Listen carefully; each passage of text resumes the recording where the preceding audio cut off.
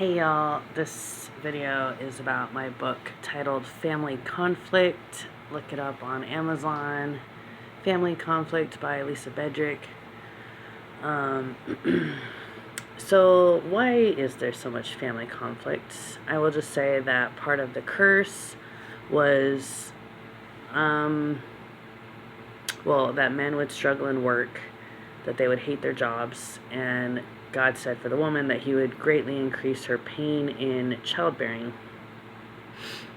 In my life, that has produced a lot of family conflict because, the woman isn't as inclined to want to have a baby as the man is, because the man gets to have all the fun. The man just gets to do the fun part of procreating. The woman has to be pregnant and give birth and care for the child and wake up in the middle of the night. So that can cause some family conflicts. And I remember in a sermon by Joyce Meyer, she said that her husband was jealous that she got to stay home with the kids and just relax at home, but then she was jealous that he got to go to work and be social and have friends. So in any family, there can be jealousy over that, or there can be expectations on the mom to do everything, to work, cook, clean, take care of the kids, which is kind of unrealistic because a mom is just one person. She can't multiply herself and clone herself and do everything. Anyway, so the main issue, the main cause of family conflict is expectations. And I realized that a long time that's the main cause of anger, is when you have expectations. For example, you might expect that your mate takes the trash out or whatever, or keeps the kitchen clean. I read once that whoever wants a certain chore to be done should do that chore themselves. If it's really important for one of you that the bathroom stays clean, then that person should clean the bathroom. Things like that. I do think that it makes sense for the man to take the trash out, and it makes sense for the woman to do the dishes. It makes sense for the woman to clean the bathroom. Especially if a woman is staying home, the woman should do like 90% of the cleaning, and the man should not be expected to do much except for maybe take the trash out. But yeah, every home is different. Every man and woman have different expectations of what family life will be like, what home life will be like. A good book to read is The Five Love Languages by Gary Chapman, and he talks about how everybody has their own love language. I read that like 2 years ago, and the main thing I noticed in that book was that a lot of guys complain about the house not being clean. So it's really important that ladies keep your house clean. That's a huge source of family conflict, relationship conflict. Another issue is like when there's disagreements over times of intimacy. It's very rare that both people are in the mood at the same time. So a lot of times when you are living with someone, it's obligation.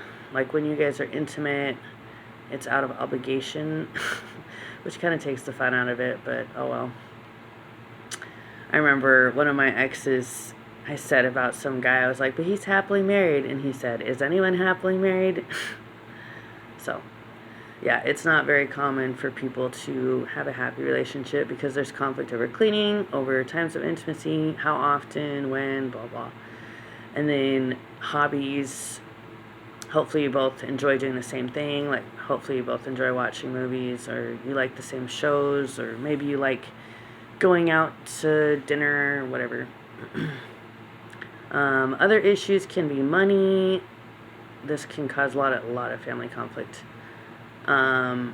Maybe one person wants to be super frugal and only spend money on food, and the other person wants to buy fun stuff that's not totally a necessity.